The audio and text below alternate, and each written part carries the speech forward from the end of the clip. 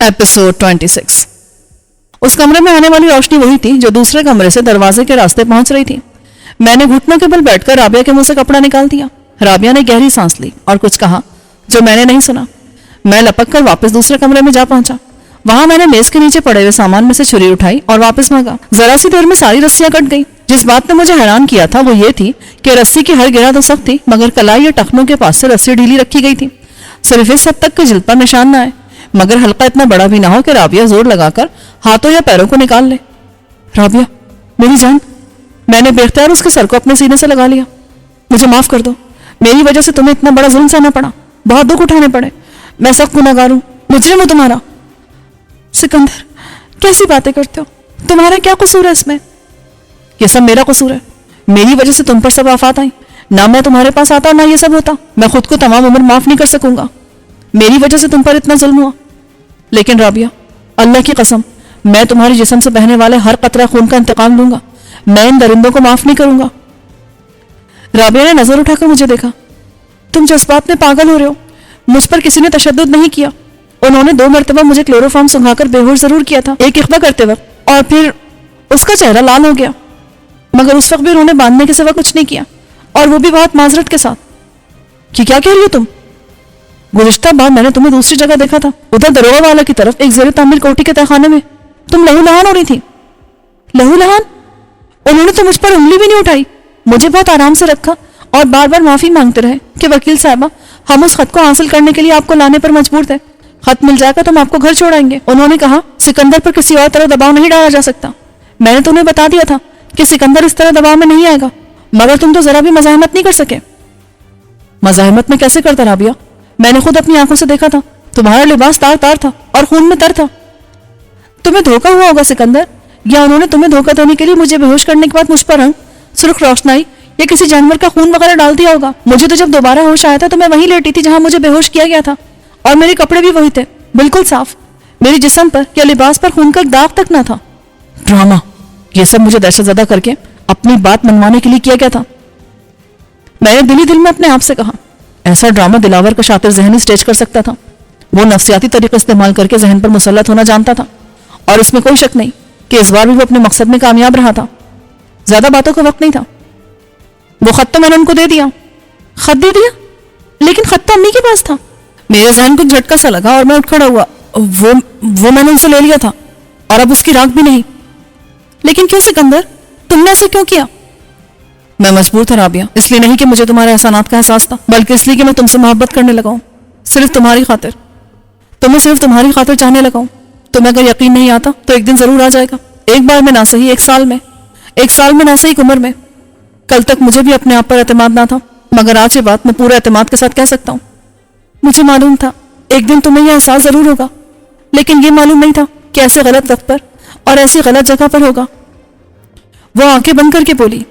मैं हिफ्फतज़दा होकर उठ खड़ा हुआ। वो लोग जाते वक्त मेरे और तुम्हारे कपड़े भी ले गए हैं, ताकि हम फौरी तौर पर उनका ताक़ुब करने के लिए यहां से ना निकल सकें। कोई चीज तो होगी यहाँ। नहीं, यहाँ एक चौकीदार था, वो उसे भी मार गए हैं, और उसके कपड़ों के अलावा बालिश भरकर रुमाल तक छोड़ के नहीं गए। लेकिन मैंने थोड़ी सी हिम्मत करके उनका एक आदमी रख लिया है। अफसोस ये है कि उसके कपड़े पहनकर मैं बाहर नहीं निकल सकता।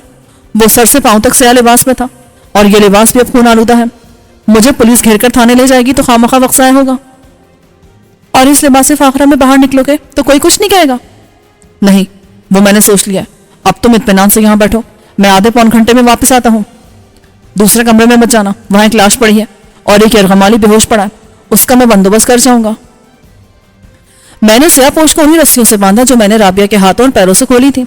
उसके जख्म से रिसने वाला खून मुंजमद होकर रुक गया था, और उसकी मौत का कोई खतरा न था। अलबत्ता यह खतरा जरूर था कि वो होश में आ जाए तो फरार होने की कोशिश करें, या उसके वो साथी जो अफरा तफरी में फरार हो गए थे लौटकर उसकी लाश ले जाने के लिए ना आ जाए।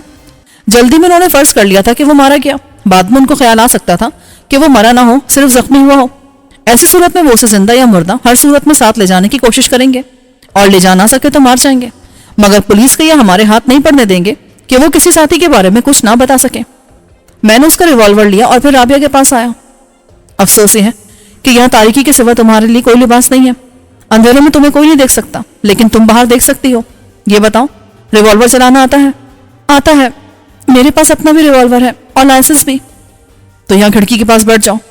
میں نے لکڑی کی ایک بھدی سی کرسی گھسیٹ کر کہا, یہاں سے تم گیٹ پر نظر رکھ سکتی ہو. اگر وہ اپنے ساتھی کو لے جانے کے لیے آئیں گے تو گاڑی میں آئیں گے اور اسی راستے سے آئیں گے. میں باہر سے دروازے مقفل کر جاؤں گا تاکہ وہ آسانی سے اندر نہ آ سکے. جو بھی دروازے کے قریب آنے کی اور تالا توڑنے کی کوشش کرے اسے بے درہ گولی مار دینا.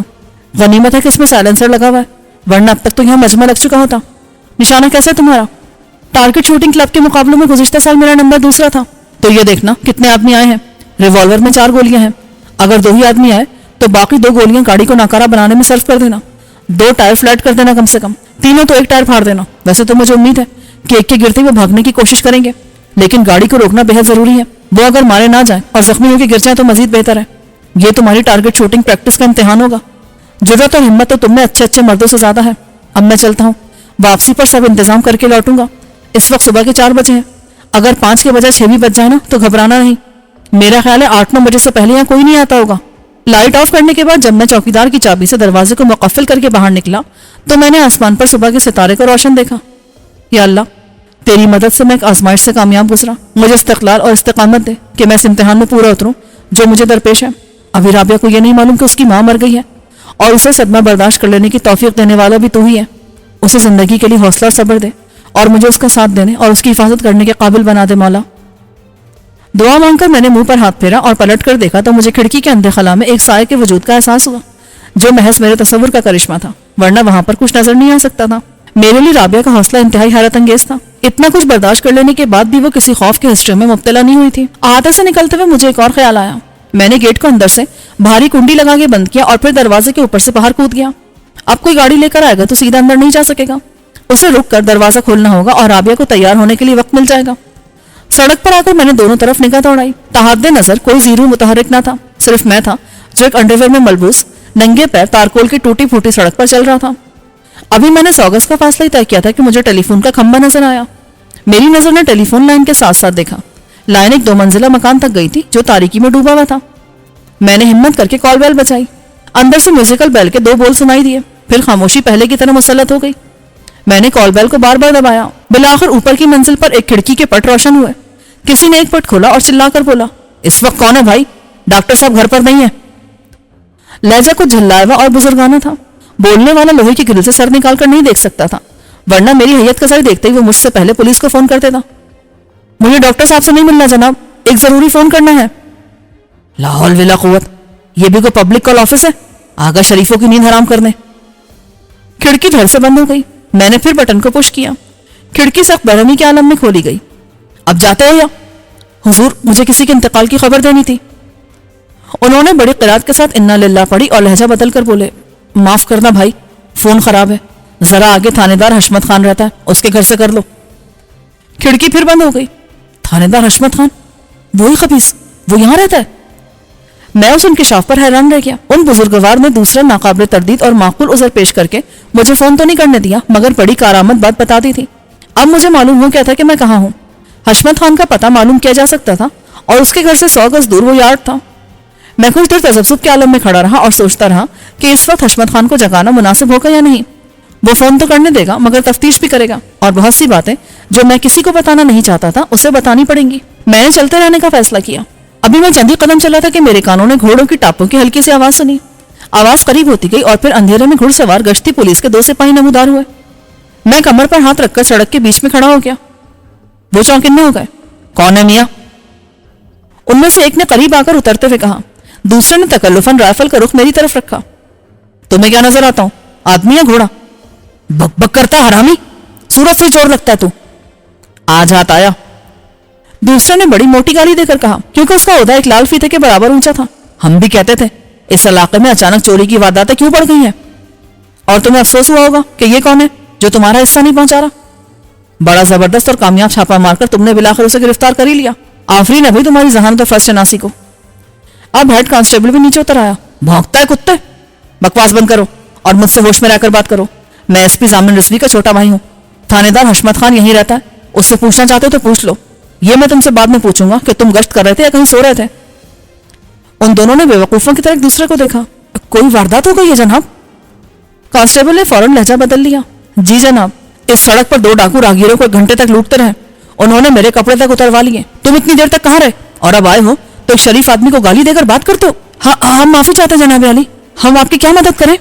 کچھ نہیں, بس مجھے تھانے لے چلو, مجھے گھر کال کرنی ہے. کانسٹیبل نے فوراً مجھے اپنا گھوڑا پیش کیا, لیکن میں نے اس کے پیچھے بیٹھنا بہتر سمجھا.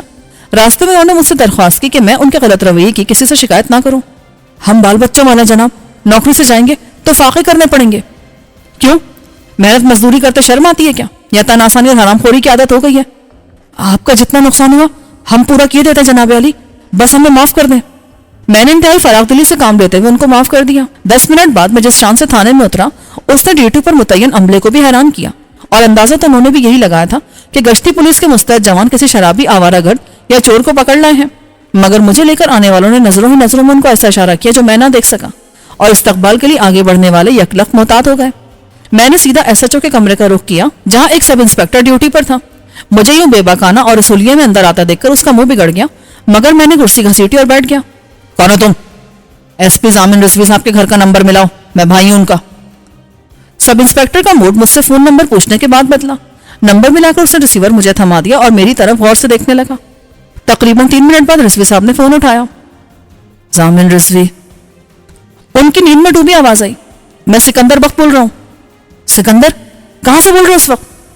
میں تھانے سے بات کر رہا ہوں, باغبان پورا. آخر یہ کیا مصیبت ہے, اتنی رات کو تم وہاں کیا کر رہے ہو؟ شام سے رات تک ہم کھانے پر تمہارا انتظار کرتے رہے. اسلام آباد سے شیروانی صاحب کی وائف نے فون کیا تھا, وہ جو ڈپٹی سیکرٹری ہیں. میں نے سب انسپکٹر کو سنانے کے لیے ایک احمقانہ بات کی. لا حول ولا قوت, اور کتنے شیروانی ہیں جن کی بیویاں مجھے فون کر کے تمہارا پتہ پوچھیں گی؟ ان سے بات ہو گئی تھی میری. دراصل مجھے موقع ہی اب ملا آپ کو اطلاع دینے کا کہ میں رات کو کھانے کے بعد گھر کیوں نہ پہنچ سکا. آپ رابعہ قاری ایڈوکیٹ سے تو واقف ہے نا, ان کی والدہ کا انتقال ہو گیا ہے, جنازہ 2 بجے اٹھایا جائے گا. انا للہ و انا الیہ راجعون. وہ کیسے؟ دل کا دورہ پڑا تھا, اسپتال میں تھی, میں لاش لے کر بہت دیر سے گھر پہنچا. مس رابعہ کے گھر. اور اب وہاں تھانے میں کیا کر رہے ہو؟ مجھے مجبوراً یہاں آنا پڑا آپ کو فون کرنے کے لیے. میں انتقال کی اطلاع دینے آیا تھا ادھر, واپسی پر سواری نہیں ملی اور ایک چھوٹی سی واردات ہو گئی. کیسی واردات؟ تم خیریت سے تو ہو نا؟ جی جی میں بالکل خیریت سے ہوں, آپ بالکل بے فکر ہیں. 2 بدماشوں نے مجھے اکیلا پا کر لوٹ لیا تھا. تو میں گاڑی بھیج دیتا ہوں. نہ آپ گاڑی نہ بھیجیں, میں محسن سے کہہ دیتا ہوں, وہ رابعہ کی گاڑی لے کر آ جائے گا. بس آپ کو اطلاع دینی مقصود تھی. میں یہاں سے رابعہ کے گھر جاؤں گا اور تدفین تک وہی رہوں گا. آپ آئیں گے؟ تدفین میں ضرور آؤں گا. کون ہے ڈیوٹی پر؟ فون دو سے ذرا. لیں جی, ایس پی صاحب بات کرنا چاہتے ہیں. میں نے ریسیور انسپکٹر کی طرف بڑھا دیا. واردات کے ذکر سے وہ پریشان ہو گیا تھا. ریسیور لیتے ہوئے بوکھلا گیا اور معلوم نہیں رضوی صاحب نے اس سے کیا کہا کہ اس کے حلق سے یس سر کے سوا کچھ نہ نکلا. ریسیور رکھ کر اس نے اطمینان کا سانس لیا اور مجھ سے واردات کی تفصیل پوچھنی چاہی تاکہ رپورٹ لکھی جا سکے. لیکن میں نے کہا کہ میرا ارادہ کوئی رپورٹ لکھوانے کا نہیں ہے. ایک کپڑوں کے جوڑے اور 200 روپے کی خاطر میں کسی جھنجٹ میں نہیں پڑنا چاہتا. پھر میں نے سب انسپکٹر کی اجازت کے بغیر رابعہ کے گھر کا نمبر ملایا. محسن, میں سکندر بول رہا ہوں. میں نے ریسیور اٹھاتے ہی آواز سن کر کہا, سکندر کیا ہوا, کہاں ہے تو؟ رابعہ ملی؟ ہاں. تو ایسا کر رابعہ کی گاڑی لے کر آ جا. چابیاں گاڑی میں موجود ہوں گی. آتے وقت میرے لیے کپڑوں کا ایک جوڑا لیتے آنا اور ایک زنانہ کپڑوں کا جوڑا بھی. کتنی دیر میں آئے گا تو؟ میرے خیال میں زیادہ سے زیادہ 40 منٹ, بشرطے کہ گاڑی وہیں ملی جہاں کھڑی تھی اور چابیاں بھی موجود ہوئیں, ورنہ ٹیکسی لینے میں دیر ہو جائے گی. محسن کے آنے تک تھانے میں خاصا ہنگامہ رہا. سب انسپکٹر نے گشت کرنے والے سپاہیوں کو ان کی غفلت پر جھاڑ پلا کر اپنی افسرانہ ذمہ داری پوری کی. پھر میرے لیے اسپیشل چائے منگوائی. مجھے یہ پیشکش بھی کی گئی کہ میں چاہوں تو یہیں سے گاڑی کا اور ضرورت کی تمام چیزوں کا بندوبست کر دیا جائے گا, لیکن میں نے انکار کر دیا. شاید تھانے کی تاریخ میں یہ پہلا واقعہ ہوگا جب ایک ننگ جھڑنگ شخص کے ساتھ یہ VIP ٹریٹمنٹ کیا جا رہا تھا, ورنہ مجھے وہ رات بھی یاد تھی جب میں انتہائی شریفانہ اور معزز حلیے میں حشمت خان اینڈ کمپنی کے ہاتھوں دوسرے تھانے میں ذلیل ہوا تھا. محسن ٹھیک 40 منٹ بعد فاکس ویگن کو ریس کار کی طرح دوڑاتا تھانے میں داخل ہوا تو آواز پر میں کمرے سے باہر نکل آیا. میرا حلیہ دیکھ کر وہ بھونچنکا رہ گیا, لیکن میں نے اسے تسلی دی کہ پریشانی کی کوئی بات نہیں. لباس تبدیل کیا اور سب انسپکٹر سے ہاتھ ملا کر گاڑی میں بیٹھ گیا. اب ادھر, رابعہ کو لینا ہے. ریوالور لایا نا تو؟ میں نے محسن کو اشارے سے بتایا. ہاں, کوئی خطرے کی بات ہے کیا؟ ہو بھی سکتی ہے. فاکس ویگن اتنی دیر میں یارڈ تک پہنچ چکی تھی. خلاف توقع مجھے بیرونی پھاٹک کھلا ہوا نظر آیا. بلکہ شاید ہے. تو کار یہیں روک لے اور ریوالور مجھے دے. آخر بات کیا ہے؟ لمبی بات ہے, پھر بتاؤں گا. میں ریوالور لے کر دیوار پر چڑھ گیا. اندر اترتی مجھے وہ گاڑی دکھائی دی جس میں مجھے یہاں لایا گیا تھا. میں دبے پاؤں آگے بڑھا. گاڑی ایسی پوزیشن میں کھڑی تھی کہ صاف معلوم ہوتا تھا گاڑی میں آنے والوں نے بھاگنا چاہا تھا, مگر اگلا ٹائر برسٹ ہونے سے گاڑی بے قابو ہو گئی اور جھاڑیوں میں سے گزر کے خالی ڈرم کے ڈھیر میں گھس گئی. اگر اس میں کوئی ہوتا تو مجھے آسانی سے نشانہ بنا سکتا تھا کیونکہ میں کھلے میدان میں تھا اور صبح کے اجالے میں صاف نظر آتا تھا۔ قریب جا کر دیکھنے پر مجھے گاڑی کے اندر بھی کوئی نہ ملا۔ میں نے اس کا ڈیش بورڈ کھولا اور اس میں سے تمام کاغذات نکال لیے۔ پھر میں گیٹ سے باہر گیا اور محسن کے ساتھ کار میں اندر پہنچا۔ بیرک کا دروازہ بدستور مقفل دیکھ کر میں نے اطمینان کا سانس لیا۔ رابعہ نے شاید اپنی گاڑی دیکھ لی تھی، اس کی روشنی بہت کم تھی، لیکن پھر بھی مجھے دروازے کے قریب خون نظر آ گیا۔ میں سمجھ گیا کہ رابعہ نے ٹارگٹ شوٹنگ کا مظاہرہ کرتے ہوئے کسی نہ کسی حملہ کو زخمی کر دیا ہوگا۔ باقی جان بچا کے بھاگے اور انہوں نے کار میں بیٹھ کر نکل جانے کی کوشش کی، مگر رابعہ نے ان کی یہ کوشش بھی ناکام بنا دی۔ قفل کھول کے اندر جانے کے بعد جب میں نے لائٹ جلائی تو محسن بھی میرے ساتھ تھا۔ میں نے رابعہ کے کپڑے دروازے میں سے اندر پھینک دیے۔ یہ کون لوگ ہیں؟ محسن نے کہا اور فرش پر سے 10,000 کے نوٹوں کی گڈی اٹھا لی۔ ایک تو وہ لالچی ہے جو انہی نوٹوں کی خاطر مارا گیا۔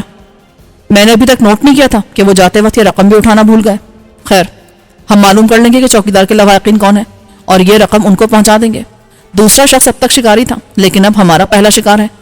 اسے ہم اپنے ساتھ لے جائیں گے اور دیکھیں گے کہ ہم اپنے طریقہ تفتیش سے کیا کچھ معلوم کرنے میں کامیاب ہوتے ہیں۔ رابعہ کپڑے پہن کر نمودار ہوئی، اس کا رنگ اب بھی حیا سے لال ہو رہا تھا۔ وہ آئے تھے اپنے ساتھی کو لے جانے کے لیے؟ ہاں، میں نے ایک کی ٹانگ میں گولی مار دی، باقی اسے لے کر بھاگ گئے۔ ٹائر برسٹ ہونے کے باوجود وہ نکل گئے۔ محسن، اگر اس وقت میں یہ کہوں کہ رابعہ سے زیادہ حوصلہ مند عورت میں نے نہیں دیکھی تو یہ مبالغہ قطعی نہیں ہوگا۔ اب ذرا میری مدد کر، پہلے تو جنگی قیدی کو شفٹ کر دیں اور پھر خود بھی یہاں سے نکل جائے فوراً۔ پر اسے ہم رکھیں گے کہاں؟ ہم پولیس کے پاس تو جا نہیں سکتے۔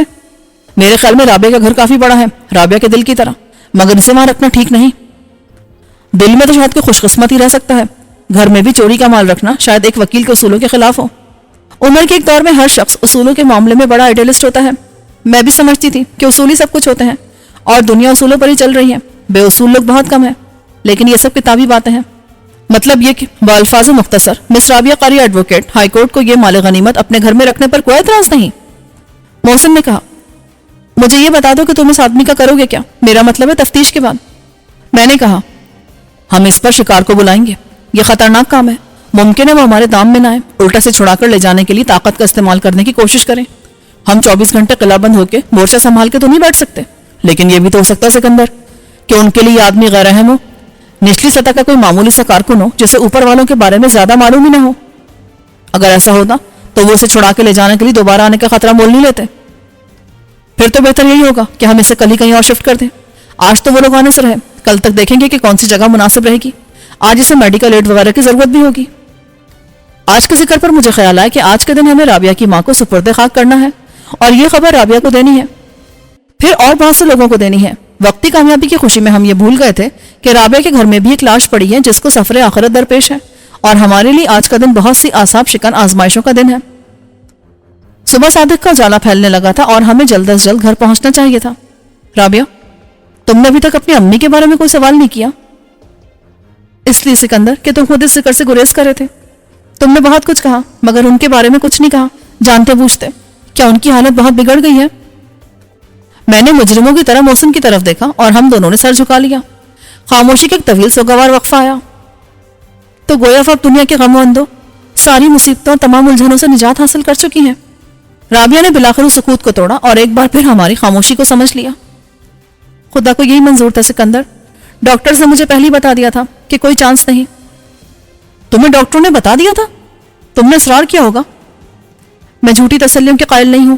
جب تک نصیر رہی مجھے ہر لمحہ ان کا خیال تھا اور میں نے ان سے صرف ایک درخواست کی تھی، ان کے شریفانہ طرز عمل کو دیکھتے ہوئے، اور انہوں نے میرے وعدے پر اعتبار کرتے ہوئے مجھے فون پر ڈاکٹر سے بات کرنے کی اجازت دے دی تھی۔ کوئی ڈاکٹر دورانی تھا، میری اس سے 9 بجے کے قریب بات ہوئی تھی۔ میں اسے احمقوں کی طرح دیکھتا رہا۔ تم نے کیا بتایا تھا اسے؟ تم کہاں سے بول رہی ہو اور کون ہو؟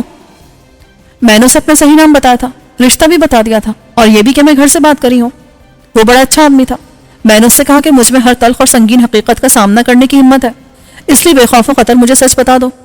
اس پر اس نے مجھے صاف بتا دیا کہ وہ رات نہیں کاٹ سکیں گی۔ اس کے بعد میں نے کہہ دیا تھا کہ ناگزیر وجوہات کی بنا پر شاید میں اسپتال نہ جا سکوں۔ اگر خدا نہ خواستہ امی کا انتقال ہو جائے تو سکندر بخت یا محسن نام کے کسی بھی شخص کے لاش حوالے کر دی جائے۔ انہوں نے پوچھا تھا کہ یہ آپ کے کون ہے؟ میں انہوں نے مطمئن کرنے کے لیے کہہ دیا تھا کہ میرے کزن ہیں۔ میں ہکا پکا کھڑا رہ گیا۔ ڈاکٹر دورانی کو سب معلوم تھا، اس نے مجھے کچھ نہیں بتایا اور خود ہی سب کچھ سمجھ لیا، مگر اپنے رویے سے کسی شک کا اظہار نہیں ہونے دیا۔ کچھ لوگ کتنے معقولیت پسند اور اعتماد کرنے والے ہوتے ہیں۔ اس نے بلا چوچرا ہمیں بھی قانونی وارث مان لیا تھا۔ ہم تینوں ایک ساتھ باہر نکلے۔ میں نے عمدن دروازہ کھلا چھوڑ دیا اور بیرونی گیٹ بھی تاکہ لوگ جلد از جلد متوجہ ہو جائیں اور اس نوجوان کی لاش بے گور و کفن نہ پڑی رہے جس نے نہ جانے کتنی حسرتوں کو تکمیل کا رنگ دینے کے لیے 10,000 روپے سمیٹنا چاہے تھے۔ رابعہ ڈرائیونگ کرنا چاہتی تھی مگر میں نے اسے اجازت نہ دی اور وہ میرے ساتھ بیٹھ گئی۔ محسن پچھلی سیٹ پر اس سیاپوش کے ساتھ بیٹھا تھا جو اب کرہانے لگا تھا اور ہوش میں آ رہا تھا۔ محسن نے اسے سیدھا پکڑے رکھا ورنہ وہ آگے لڑک جاتا۔ ہم پہلے رابعہ کو گھر چھوڑیں گے، اس شخص کو کسی ایسی جگہ بند کریں گے جہاں اسے کوئی دیکھ نہ سکے اور جہاں سے اس کی آواز بھی کسی کے کانوں تک نہ پہنچے۔ پھر تم گھر میں ٹھہرنا اور میں خادمہ کو لینے جاؤں گا۔ خادمہ کو رابعہ کے پاس پہنچا کے ہم دونوں ذرا سی دیر کے لیے وہیں جائیں گے۔ دروغہ والا سے آگے اسی زیر تعمیر کوٹھی میں۔ وہ کیوں؟ کسی نئی مصیبت میں گرفتار ہونے کے لیے؟ دراصل میں نے ایک حماقت کی تھی، میں اپنے کپڑے وہیں چھوڑایا تھا۔ وہاں ایک لاش پڑی ہے جو سائیں چوکیدار کی ہے۔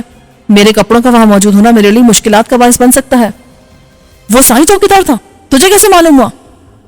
مجھے انہی لوگوں نے بتایا تھا جو اسے قتل کر کے ڈال گئے تھے، جو ہر جگہ یہی کرتے ہیں۔ تو نے جس کو فرار ہوتے دیکھ کر گولی چلائی تھی وہ تو بچ کے نکل گیا تھا۔ گھر پہنچنے تک ہم میں سے کسی نے کوئی بات نہ کی۔ اس وقت تک افق پر صبح کے آثار پیدا ہو چلے تھے اور اجالا پھیل گیا تھا۔ میں رابعہ کو اوپر لے گیا اور محسن نے سیاپوش کو اتارا جس کی صورت نقاب ہٹ جانے کے بعد سامنے آ گئی تھی لیکن ہمارے لیے اجنبی تھی۔ ماں کو دیکھتے رابعہ کے صبر و ضبط کا پیمانہ چھلک پڑا۔ وہ بے اختیار ان کی لاش پر گر گئی اور ان سے چمٹ کر رونے لگی۔ میں نے اسے رونے دیا۔ بالآخر روتے روتے وہ بے ہوش ہو گئی۔ میں نے اسے دونوں ہاتھوں سے اٹھایا اور اس کے بیڈ روم میں لے گیا۔ کیا ہوا اسے؟ محسن دروازے سے نمودار ہوا۔ کچھ نہیں، شدت غم سے بے ہوش ہو گئی ہے۔ تو ایسا کر کافی بنا لا اور رابعہ کے لیے چینی کے بجائے گلوکوز ڈال کے لانا، شاید کچن یا فریج میں ہو، میں اس کے پاس بیٹھا ہوں۔ محسن کے کافی لے کر آنے سے پہلے رابعہ کو ہوش آ گیا۔ میں نے زبردستی کی حد تک اصرار کر کے اسے کافی پلائی جس سے اس کی طبیعت فوری طور پر سنبھل گئی۔ سکندر، میں بہت بدبخت ہوں، ماں نے آخری وقت میں مجھے یاد تو کیا ہوگا۔ میں نے کسی تذبذب کے بغیر نفی میں سر ہلا دیا۔ میں انتقال کے وقت وہیں تھا، انہیں ہوش آیا ہی نہیں تھا۔ یہ جھوٹ اس کے احساس غم میں اضافہ کرنے والے سچ سے بہتر تھا اور مجھے یقین تھا کہ اللہ نے اسے جھوٹ شمار نہیں کیا ہوگا۔ میرا خیال اب ہمیں دیر نہیں کرنی چاہیے، ہمیں بہت سے کام کرنے ہیں۔ محسن نے کہا، تو نے اس شخص کو کہاں رکھا ہے؟ اس کے نکل بھاگنے کا تو کوئی امکان نہیں ہے۔ میں نے اسے اسٹور میں ڈال دیا ہاتھ پیر باندھ کے، لیکن اسے علاج معالجے کی ضرورت ہے سکندر، ورنہ وہ ہمیں کچھ بتانے سے پہلے ہی مر جائے گا۔ یہ تو بڑا پرابلم ہوگا، ڈاکٹر آ کر تو بہت سے سوالات کرے گا۔ ڈاکٹر کو میں بلا لیتی ہوں، اسے ہم جو کچھ بتائیں گے وہ مان لے گا، بشرطے کہ وہ خود نہ بولے۔ اس کو خاموش رکھا جا سکتا ہے اگر مارفیا کا انجیکشن دے دیا جائے اسے تو۔ مارفیا تو نہیں، لیکن ڈائزیپام کا انجیکشن ہے، سرنج وغیرہ بھی ہے۔ جب امی پر ڈپریشن کا شدید دورہ پڑتا تھا اور وہ سو نہیں پاتی تھی تو میں لگا دیتی تھی، وہ کسی حد تک اس کی عادی ہو گئی تھی، میں مجبور تھی۔ میں نے اور محسن نے نیچے آ کے اس سے آپوش کے کپڑے بدلے اور اسے شریفانہ لباس میں لاتے ہوئے ہمارے ہاتھ منجمد خون میں بھر گئے۔ یہ خون محسن کی قمیص کے شانے پر بھی تھا۔ اس نے کوشش کی تھی کہ رابعہ کی گاڑی کے سیٹ پر داغ نہ آئے اور اس کوشش میں کامیاب رہا تھا۔ وہ آدمی اب بولنے لگا تھا اور ہماری منت سماجت کر رہا تھا کہ ہم اسے جانے دیں، لیکن اس کے لبوں سے الفاظ ٹوٹ ٹوٹ کر نکل رہے تھے۔ خدا کے لیے مجھے چھوڑ دو، جانے دو، وہ مجھے مار ڈالیں گے۔ اس کے سوا وہ کچھ اور نہیں کہہ پا رہا تھا۔ میں نے اس کو بڑی احتیاط سے انجیکشن دیا اور چند منٹ کے اندر اندر وہ بے سدھ ہو گیا۔ میں نے اور محسن نے اسے گیس بیڈ میں منتقل کیا اور اتفاق رائے سے کہانی تیار کی۔ یہ شخص ہمیں دروازے پر اسی طرح پڑا ملا تھا، معلوم نہیں کہ اسے وہاں ڈال گیا تھا یا وہ خود چل کے رابعہ کے گھر تک آن پہنچا تھا۔ ہوش میں آئے گا تو معلوم ہوگا کہ وہ کون ہے۔ پولیس کو ہم اس لیے رپورٹ نہیں کرنا چاہتے کہ ہمیں آج تمام دن رابعہ کی ماں کے کفن دفن کے انتظامات میں گزارنا ہے، کل تک کی ہوش میں جائے گا تو خود ہی بتا دے گا۔ رابعہ اس عرصے میں اپنے کچھ رشتہ داروں کو فون کر رہی تھی اور ان سے درخواست کر رہی تھی کہ وہ اپنے قریب رہنے والے دوسرے لوگوں کو بھی اطلاع کر دیں۔ جب ہم اوپر اس کے بیڈ روم میں پہنچے تب بھی وہ فون کری تھی۔ اب میں جا کے ماسی کو لاتا ہوں، مجھے آنے جانے میں آدھے گھنٹے سے زیادہ نہیں لگے گا، اور اس وقت صبح کے 6:30 بجے، 7 بجے اگر میں اور محسن گئے تو 8 ساڑھے 8 تک واپس آ جائیں گے۔ میرے خیال میں تو تم غلطی کر رہے ہو، کپڑوں سے کیا ہوتا ہے؟ جس انداز سے انہوں نے مجھے یہ اطلاع دی تھی اس سے ظاہر ہوتا ہے کہ وہ مجھے دھمکی دے رہے ہیں کہ ہم یہ بات پولیس کو بتا سکتے ہیں اور پولیس کھوجی کتوں کی مدد سے یہاں آ سکتی ہے۔ مشکل یہ کہ ایک شخص ہمیں وہاں دیکھ چکا ہے، اس نے محسن سے باتیں بھی کی تھی۔ ٹھیک ہے جاؤ، مگر دیکھو اللہ کے واسطے عقل سے کام لینا، میں اس وقت کوئی اور صدمہ برداشت نہیں کر سکتی، مجھے تمہاری ضرورت ہے، میں اکیلی رہ گئی ہوں۔ یہ کیسی باتیں شروع کر دی تم نے؟ تم تو ہماری مددگار ہو، ہمیں بچا رہی ہو۔ میرا مشورہ تو یہی ہے کہ اس شخص کو پولیس کے حوالے کر دیا جائے، وہ خود ہی معلوم کر لیں گے کہ مجھے اغوا کر کے لے جانے والے کون لوگ تھے۔ وہ اس کے علاوہ بھی بہت کچھ پوچھیں گے، مثلاً اغوا کا مقصد، اور ہمیں بہت سی ایسی باتیں بتانی پڑیں گی جو ہم بتانا نہیں چاہتے۔ خط کا معاملہ ختم ہوا، تم بخیر عافیت واپس آ گئی، اب تمہیں بلا وجہ خبر کا عنوان بنانے سے کیا حاصل ہوگا؟ اگر پولیس کے حوالے کرنا ہی پڑا تو ہم کوئی اور کیس بنا دیں گے جس میں تمہارا نام نہ ہے۔ میں کہہ سکتا ہوں کہ یہ میرے دشمنوں کا آدمی ہے اور اس نے مجھ پر قاتلانہ حملہ کیا تھا۔ اس کے ساتھ اس کو زخمی چھوڑ کر فرار ہو گئے. ابھی تم اس کی فکر مت کرو. تمہاری ذات کو فی الحال کوئی خطرہ لاحق نہیں ہے اور یہی بڑے اطمینان کی بات ہے. ہم نے وہ خط تمہارے پاس رکھوا کے غلطی کی تھی اور تمہیں بھی اپنے ساتھ براہ راست ملوث کر لیا تھا. میں اس غلطی کا اعادہ نہیں کروں گا. کل میں اس کو کسی ایسی جگہ شفٹ کر دوں گا، ممکن ہوا تو آج شام کو ہی، جہاں وہ آسانی سے نہ پہنچ سکے اور تم محفوظ رہو. تم عدالت کی حد تک میرے قانونی معاملات کی مشیر رہو گی. باقی معاملات سے تمہارا دور رہنا ہی اچھا ہے، کیونکہ جو کھیل ہم کھیل رہے ہیں وہ بہت خطرناک ہے. یہ نہیں ہو سکتا کہ کسی طرح تم خطرات کے اس جنگل سے نکل آؤ عزت اور حفاظت کے ساتھ. اگر یہ میرے اختیار کی بات ہوتی تو میں تمہارا حکم نہیں ٹالتا. جتنی ضرورت تمہیں میری ہے اتنی ہی مجھے بھی تمہاری ہے. لیکن بہت ساری باتیں ایسی جو ابھی تمہیں معلوم نہیں. کسی دن میں تمہیں سب کچھ بتا دوں گا، لیکن ابھی نہیں. اس لیے نہیں کہ مجھے تم پر اعتماد نہیں. میں تمہارے لیے مزید پریشانیاں پیدا نہیں کرنا چاہتا. میں ناگزیر مجبوریوں کی زنجیر سے بندھا ہوں رابعہ، اور یہ معاملات ایسے ہیں جن میں قانون میری کوئی مدد نہیں کر سکتا. اپنی مدد میں آپ کر سکتا ہوں. چنانچہ مجھے یقین ہے اللہ میری مدد کرے گا. بات صرف صبر و حوصلے اور استقامت کی ہے. محسن مجھے غور سے دیکھ رہا تھا. اب تو جا. میں نے سر ہلایا اور دروازے کی طرف بڑھا. محسن، عین ممکن ہے وہ ہمارے تعاقب میں آئے ہوں یا ان کے کسی آدمی نے ہمیں دروازے سے کار میں اندر آتے دیکھا ہو اور انہیں اطلاع کر دی ہو. اگر وہ میری عدم موجودگی میں آئے تو حالات کو سنبھال لینا اور رابعہ کو محفوظ رکھنا. اپنی حفاظت میں خود کر سکتی ہوں. رابعہ نے سائڈ ٹیبل کی دراز میں سے ریوالور نکالا. اور میرا نشانہ محسن سے اچھا ہے. اگر قتل و خون ریزی نہ ہو آج تو بہت اچھا ہے. تم ایسا کیوں نہیں کرتی کہ آس پاس کے گھروں میں ابھی اطلاع کرا دو؟ کچھ لوگ آ جائیں گے تو ان کی موجودگی میں کسی کی ہمت نہیں ہوگی. تم باہر جاتے ہوئے ساتھ والی دونوں کوٹھیوں میں بتا جاؤ. جب ماسی آئے گی تو میں باقی گھروں میں بھی خبر بھجوا دوں گی. 15 منٹ بعد میں نے ماسی کے دروازے پر کار روکی. وہ اتنی صبح مجھے دیکھتے سمجھ گئی کہ میرے آنے کی کیا وجہ ہو سکتی ہے. اس کا رنگ اڑ گیا. جب میں نے اس کے خدشات کی تصدیق کی تو اس نے رونا شروع کر دیا. اس کے ساتھ گھر کی دیگر عورتیں بھی ایک جوان سا لڑکے کو لے کر کار میں بیٹھ گئیں. ماسی تمام راستہ روتی رہی اور اس کے ساتھ آنے والی کم عمر اور ایک نوجوان عورت اسے تسلی دیتی رہی. میں نے یہ پوچھنا مناسب نہیں سمجھا کہ باقی لوگ کون ہیں اور 10 منٹ بعد ان کو رابعہ کی کوٹھی پر اتار دیا جہاں ابھی خیریت تھی. ماسی کے رونے پیٹنے کی آواز سے گھر کی فضا یکلخت ماتمی ہو گئی. اندر مجھے 2 اجنبی خواتین کے چہرے بھی دکھائی دیے جو غالباً پاس پڑوس سے آئی تھیں. محسن مجھے نیچے ہی ملا. وہ مجھے گیسٹ بیڈ روم میں لے گیا جہاں ڈاکٹر ہمارے جنگی قیدی کی مرہم پٹی کرا تھا. یہ تو گولی کا زخم ہے، ڈاکٹر نے ہم میں سے کسی کی طرف دیکھے بغیر کہا. ہم دونوں چپ رہے. لیکن کیا یہ بات عجیب نہیں کہ دروازے پر خون کا کوئی داغ نہیں؟ کس نے اٹھایا تھا اسے؟ میں نے، محسن نے کہا.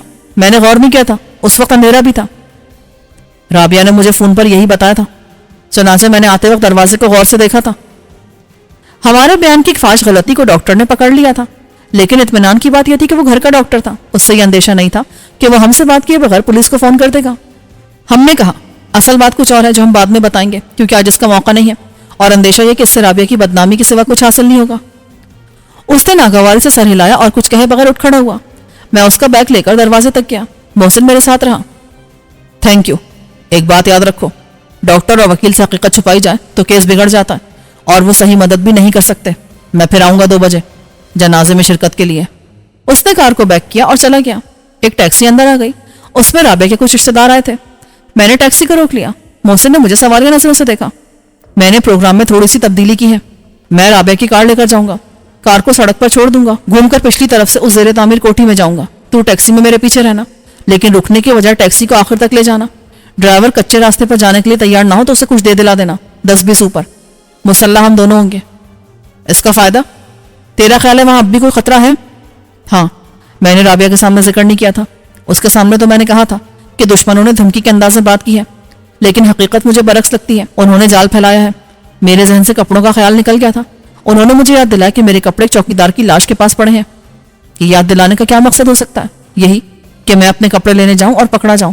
انہیں یقین ہوگا کہ اب میں ضرور آؤں گا اور وہ میرے منتظر ہوں گے تو تعجب کی کوئی بات نہیں.